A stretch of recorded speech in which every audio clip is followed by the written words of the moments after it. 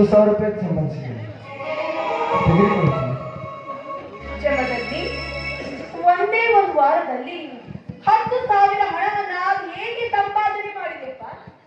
ಅತ್ತಿಗೆ, ನನ್ನ ಜೊತೆ ಕೆಲಸ ಮಾಡುವ ಕಾರ್ಮಿಕರು ಸರತಿಗೆ 1 ಚೀಲ ಹೊತ್ತರೆ ಈ ನಿನ್ನ ಮೈದುನ ಜಮದಗ್ನಿ ಸರಸರತಿಗೆ 2 ಚೀಲ ಹೊತ್ತು ಸಂಪಾದಿಸಿದ್ದೀನಿ. ಅಷ್ಟೊಂದು ಶಕ್ತಿ ನಿನಗೆ ಎಲ್ಲಿಂದ ಬಂತು ಕಣ? ಅತ್ತಿಗೆ, ಅದೆಲ್ಲ ನಿನ್ನ ಕೈತುತ್ತಿನ ಮಹಿಮೆ ಇರ್ತೀವಿ. ಈಗಿನ ಕಾಲದಲ್ಲಿ ಎಲ್ಲ ತಾಯಿಯಂದರು ಡೈರಿಗೆ ಹಾಕಿ ಆಪ್ತಿ ಮುನಿತನ ಸಾಧಿಸಿದರೆ ಈ ನನ್ನ ಅತ್ತಿಗೆ ಎಂಬ ಶಬರಿ ಈ ಜಮದಗ್ನಿ ಎಂಬ ದೇಹಕ್ಕೆ ಹಾಲು ಹಾಕಿ ಒಂಟಿ ಸಲಗವನ್ನಾಗಿ ಮಾಡಿದ ಧರ್ಮದೇವತೆ ಅತ್ತಿಗೆ ನೀವು ಧರ್ಮದೇವತೆ. ಜಮದಗ್ನಿ, ಈ ನಿನ್ನ ಶಕ್ತಿ ಯುಕ್ತಿಯನ್ನ ಎಷ್ಟು ಕೊಂಡಾಡಿದ್ರು ಕಡಿಮೆ. ಈ ಹಣವನ್ನ ಮೊದಲು ರೂಮಿನಲ್ಲಿಟ್ಟು ಬರ್ತೇನೆ, ಹಾಗೆ ನಿನಗೆ ಕುಡಿಯಲು ನೀರು ತೆಗೆದುಕೊಂಡು ಬರ್ತೇನೆ. ಆಯ್ತು? ನೀರು ಬೇಡ ಅತ್ತಿಗೆ, ಗೊಬ್ಬರ ಮೂಟೆ ಹೊತ್ತು ಹೊತ್ತು ದುಡ್ಡನ್ನ ಕಟ್ಟುವುದು. ಸ್ವಲ್ಪ ಎಣ್ಣೆ ತರ ತೆಗೆದುಕೊಂಡು ನಮಗೆ ಹಚ್ಚಿಕೊಡ್ತೀವಿ.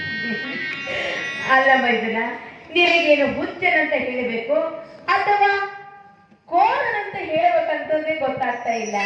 ಯಾಕೆ ಗೊತ್ತಾ? ತುಪ್ಪ ಕೆಟ್ಟಿದೆ ಅಂತೀಯ, ಅಂದಮೇಲೆ ನಿನ್ನ ಕೈಯಾರೆ ನೀನು ಹೇಗೋ ಎಣ್ಣೆ ಹಚ್ಕೊಳ್ತೀಯ. ಹೌದಲ್ರಿ, ನನಗೆ ಏನಿರುತ್ತದೆ. ಬಾ, ನಿಮ್ಮ ಅಣ್ಣನ ರೂಮ್ನಲ್ಲಿ ಬಾ, ನಾನು ನಿನ್ನ ಡುಬ್ಬಕ್ಕೆ ಎಣ್ಣೆ ಹಚ್ತೇನಂತ. ಸರಿ ಅತ್ತಿಗೆ, ಬಾ.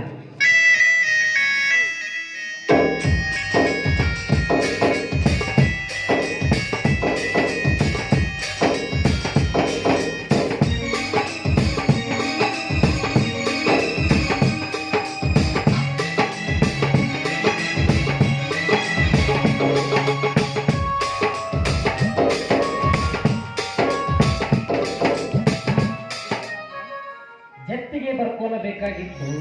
ಶಬರಿ ಮನೆ ಕೆಲಸದಲ್ಲಿ ತೊಡಗಿರುತ್ತಾಳೆ. ಪಾಪ ಅವಳು ನೇಕೆ ಹೋಗುವುದು, ನಾನೇ ಹೋಗಿ ತೊಂದರಾಯಿತು.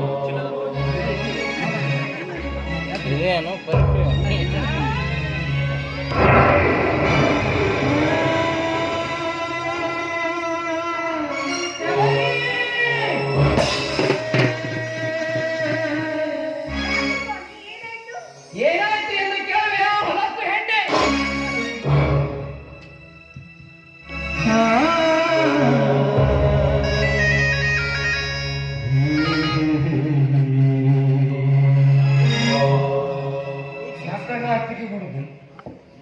ಈ ಶಬರಿ ನನ್ನ ಹೆಂಡತಿಯೋ ನಿನ್ನ ಹೆಂಡತಿಯೋ?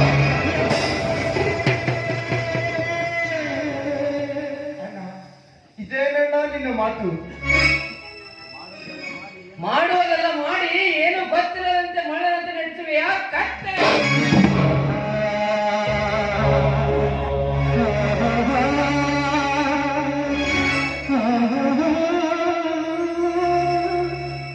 ಹೊಡಿಯನ್ನ ಹೊಡಿ, ನಿನ್ನ ಮನಸ್ಸಿಗೆ ತೃಪ್ತಿಯಾಗುವವರೆಗೂ ಹೊಡಿ. ಆದರೆ ಯಾವ ಕಾರಣಕ್ಕಾಗಿ ಹೊಡೆಯುತ್ತಿದೆ ಅಂತ ಹೇಳಿಬಿಟ್ಟು ಹೊಡಿಯನ್ನ. ನನ್ನ ರೂಮಿನಲ್ಲಿ ನೀವಿಬ್ಬರು ಏನು ಮಾಡುತ್ತಿದ್ದೀರಿ? ಗೊಬ್ಬರ ಊಟ ಹೊತ್ತು ಹೊತ್ತು ದುಬ್ಬ ಕೆಟ್ಟಿದ್ದಕ್ಕಾಗಿ ಅತ್ತಿಗೆ ದುಬ್ಬಕ್ಕೆ ಎಣ್ಣೆ ತೋರುತ್ತಿದ್ದರು. ಮೈದುನ ಹೇಳುವ ಮಾತು ಸತ್ಯವಿದೆಯಲ್ಲ? ಹಾಗಾದರೆ ಮೂಟ ಹೊತ್ತು ತಂದ ದುಡ್ಡು ಎಲ್ಲಿ? ನಾನೇ ಆ ಹಣವನ್ನ ರೂಮಿನಲ್ಲಿ ಇಟ್ಟಿದ್ದೇನೆ. ಹಾಗಾದರೆ ತಂದು ಕೊಡಿಸು ಆ ದುಡ್ಡನ್ನು. ಸರಿ, ಈಗಲೇ ತಂದು ಕೊಡು.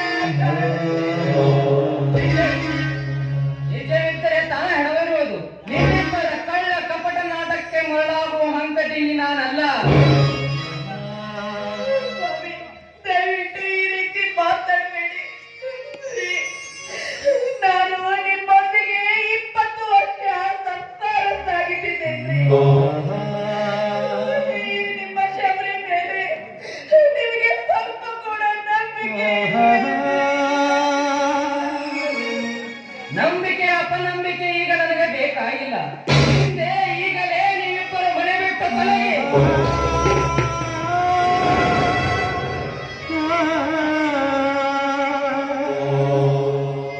ಅಣ್ಣ, ಇದೇನ ನಿನ್ನ ಮಾತು ಸುತ್ತು ಮಾಡಿ ಉಳಿಸಿ ತಿಳಿಸಿದ ನನ್ನ ತಾಯಿಗಿಂತಲೂ ಮಿಗಿಲಾದ ನನ್ನ ಅತ್ತಿಗೆ ಮೇಲೆ ನಿನಗೆ ಅನುಮಾನ ಅಂತಿರುವ ನನ್ನ ಅತ್ತಿಗೆಗೆ ನನ್ನನ್ನು ಹೋಲಿಸಬೇಕು.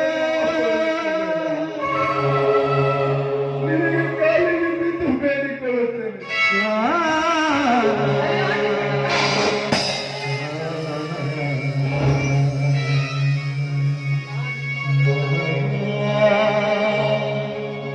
ಅಣ್ಣ, ನೀ ನನ್ನನ್ನು ಒದೆಯುವುದು ಅಷ್ಟೇ ಯಾಕೆ? ನನ್ನನ್ನು ತುಂಡು ತುಂಡಾಗಿ ಕತ್ತರಿಸಿ ಹಾಕಿದರೂ ಚಿಂತೆ ಇಲ್ಲ.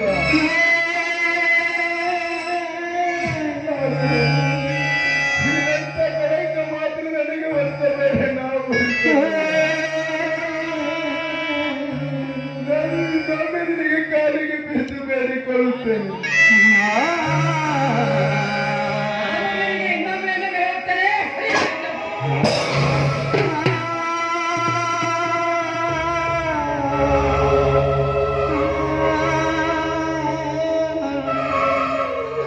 ಒಮ್ಮೆ 20 ವರ್ಷ ಜೀವನ ಮಾಡಿದ ನನ್ನ ಮೇಲೂ ನಿಮಗೆ ನಂಬಿಕೆ ಬರದೆ ಹೋದ್ರೆ ಅಗ್ನಿ ಸಾಕ್ಷಿಯಾಗಿ ನೀವು ನಿಮ್ಮ ಕೈಯಾರ ಕಟ್ಟಿದ ಈ ತಾಯಿಗಳಿಗೆ ಆಡಿ ಮಾಡಿ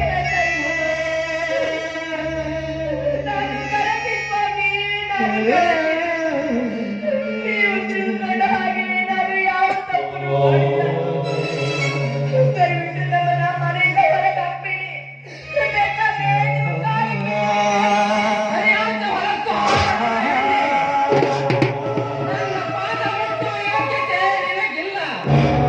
ಇನ್ನೂ ಸ್ವಲ್ಪ ಇಲ್ಲೇ ನಿಂತರೆ ನಾ ಕಟ್ಟಿದ ತಾಳಿಯನ್ನು ಹರಿದುಕೊಂಡು ಅರಕ ಬಟ್ಟೆಯನ್ನು ಕಳಿಸಬೇಕಾಗುತ್ತದೆ. ಎಚ್ಚರ.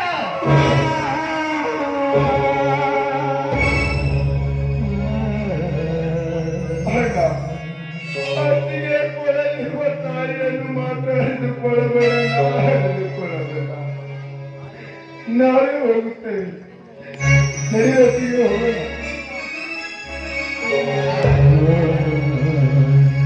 ಚಿನ್ನದ ಮನೆ ಜೋಡಿ ಕಣ್ಣ ಕೊರೆದ ಮನೆಯಾಗಿ ನಿನ್ನ ಗಂಧ ನಿನಗೆ ನೀತಿ ನಿನ್ನ ತ್ಯಾಗ ನನಗೆ